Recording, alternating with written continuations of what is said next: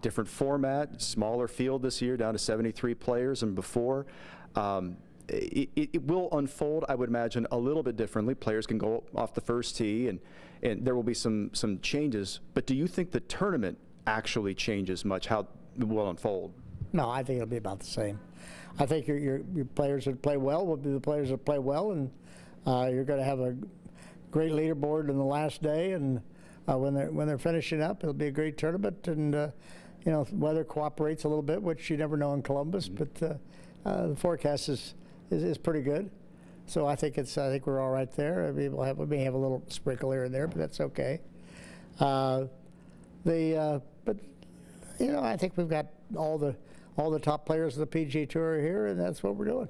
One of the great things about this tournament is the variety of winners you've had over the years. You've had some of the legends of the game and some people who it's maybe their only professional win or one or two wins. And it's been unique in that you have some of the great players in the game you just mentioned. Scottie Scheffler's going to be here. Xander Schauffele's going to be here. Rory's going to be here. They've never won here. You know, there's a lot of players who are hungry, I'd imagine, this week. Well, you know, it's if they'd like to win, they all like to win. I think every one of them, they all like the golf course, they all like the tournament, and they all love love what goes on. So, you know, anytime, the same as I was when I played, I always loved having a good golf course and great condition and great competition. I loved having, you know, a competition. That was what it was all about.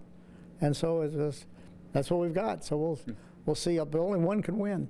Format changes this year. Obviously, we discussed that a second ago, but how, when you run a tournament like this on the PGA level and they come to you and say, we want to do this and this, how change is hard for people. How did you go about working with them to get these changes where everybody was happy with them? Well, you know, the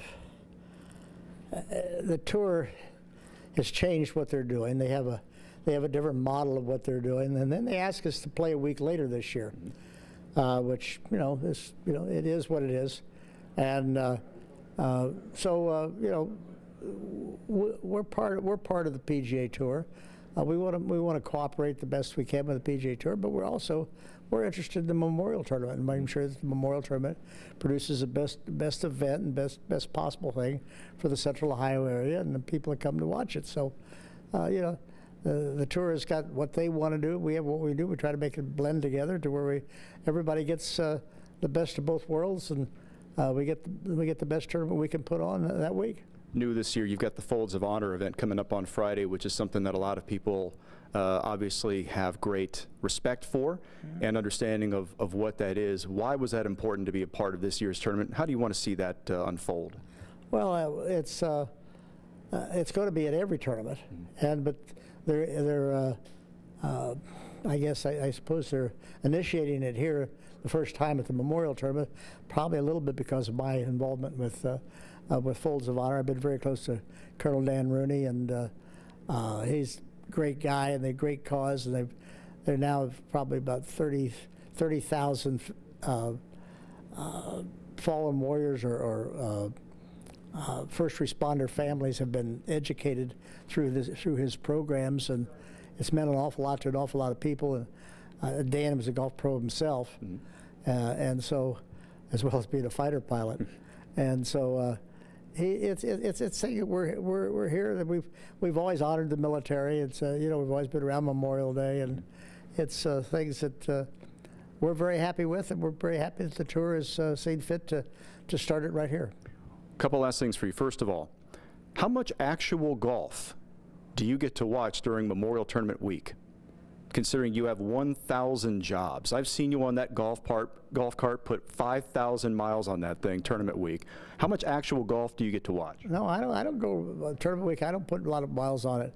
I do it by my miles are before the tournament. Oh. During the tournament, I kind of stay away and let the guys play golf, and I watch most of it on television in the clubhouse, or I'm doing the you know, television commentary for CBS and on the weekend, and so you know, that's what I watch, and it's really I miss going out and being out there and playing. That's what I enjoyed doing, but I can't do that anymore, and so I do the best we can, and I think we look forward to just having a great week and having great fun and being part of what's going on. And you know, as I said, the baton passes, and we passed the baton a long time ago. So I don't want to try to think I want to go back. I don't need to go back. I was very pleased with the career that I had and enjoyed. Now we were able to just try to bring golf and a great event to the Central Ohio area, and people that supported me throughout my career, and